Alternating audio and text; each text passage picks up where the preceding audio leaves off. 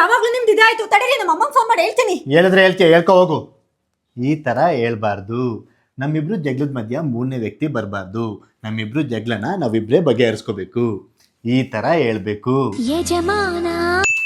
ರೀ, ನಾನು ಒಬ್ಳೆ ಅಷ್ಟೊತ್ತಿಂದ ಮನೆ ಎಲ್ಲ ಕೆಲಸನೂ ಮಾಡ್ತಿದ್ದೀನಲ್ಲ, ನಿಮಗೆ ಹೆಲ್ಪ್ ಮಾಡ್ಬೇಕು ಅಂತ ಅನ್ಸಲ್ವಾ? ಗಂಡ್ಸಾಗಿ ನಾನು ಮನೆ ಕೆಲಸ ಎಲ್ಲ ಮಾಡ್ಬೇಕಾ? ಈ ಥರ ಹೇಳ್ಬಾರ್ದು. ಸರಿ ಸ್ವಾತಿ, ನಾನು ಪಾತ್ರೆ ತೊಳ್ಕೊತೀನಿ, ನೀನು ಬೇರೆ ಏನಾದರೂ ಕೆಲಸ ಇದ್ರೆ ನೋಡ್ಕೊ. ಈ ಥರ ಹೇಳ್ಬೇಕು. ರೀ, ಆ ದುಡ್ಡು ನನ್ನ ದುಡ್ಡು ಯಾಕೆ ತಗೋತಿದ್ದೀರಾ? ಈ ದುಡ್ಡು ನಾನು ತಾನೇ ನಿನಗೆ ಕೊಟ್ಟಿರೋದು, ಇದು ನಂದು ದುಡ್ಡು. ಈ ಥರ ಹೇಳ್ಬಾರ್ದು. ಇದರಲ್ಲಿ ನನ್ನ ದುಡ್ಡು ನಿನ್ನ ದುಡ್ಡು ಅಂತ ಏನಿದೆ? ಇದು ನಮ್ಮಿಬ್ರದ್ದು ದುಡ್ಡು. ಈ ಥರ ಹೇಳ್ಬೇಕು.